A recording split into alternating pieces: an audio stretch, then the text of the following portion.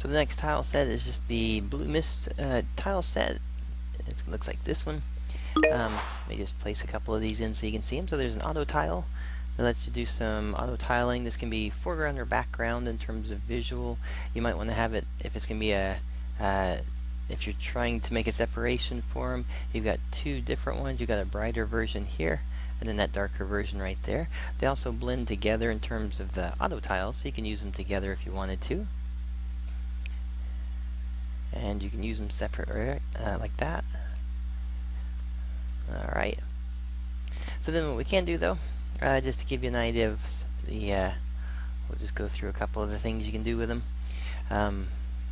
So we have a bridge option. The bridge is actually set up in a 2-tile space, so it's going to be 2 tiles across.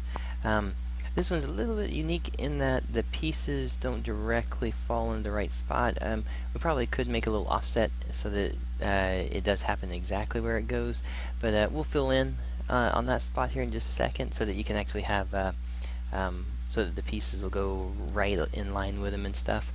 But for the moment, let me go ahead and just move this guy in front of that one here. There we go. Alright, and we also have tiles that are single tile. This is just simply for a bridge type system or a floor walking area that you can go on. Ladders to get you up and over on areas. We've got a background color, which is just a blue background to kind of match the colors being used in here. There's a cloud. The clouds right now are actually designed for some movement, so when you push play, it's just automatically going to start moving for you. That way it'll look like there'll be some movement inside the scene. There's also going to be grass pieces that you can use, and there's going to be a couple of flowers and different shapes that you can place in, some mushrooms.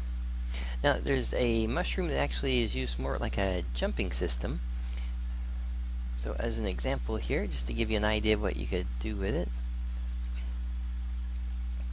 So if we were to do a jumping system, think of it in terms of, say they've got to go from one spot to another, and we'll take it like that right there.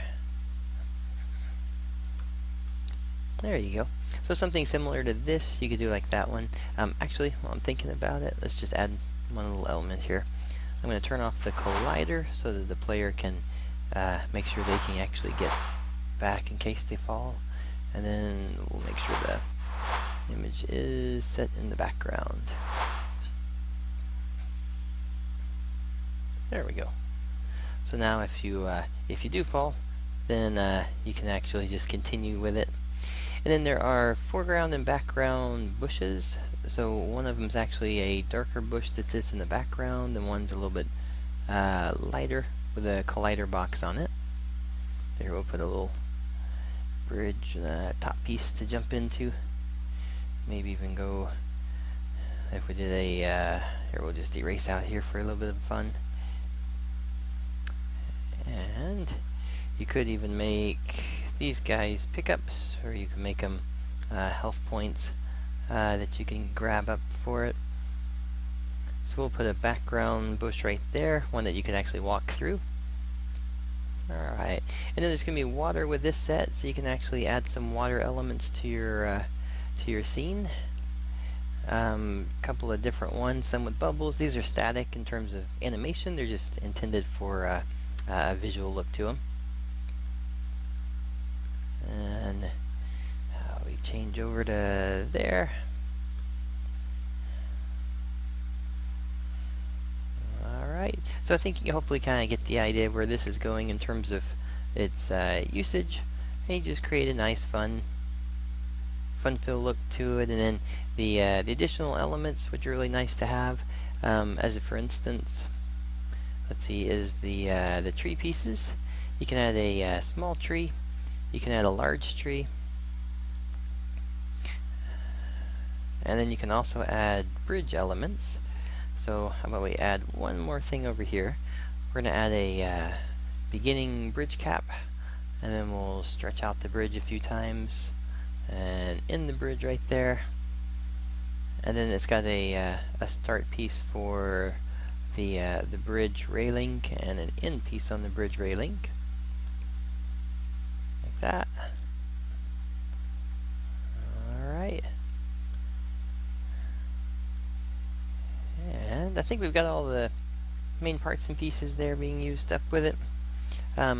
We could stick in a character, run them through there just so you could see it being used, kind of get an idea of how it's used, or at least how we see it currently being used. And you may find lots of more unique, fun ways to use it as well, which would be excellent. Alright, so actually let's put a one more cloud, but this time this cloud, I'm going to stick it in the foreground layer. And so that it doesn't completely cover the character here, let's drop the alpha on it. We'll take it down a little bit so that you can see it, or you can see through it. And then also on this one, let's add we'll add a couple more here. Alright. And actually let's just use the hamster guy here. We'll drop him in, and we'll drop a camera in. There we go.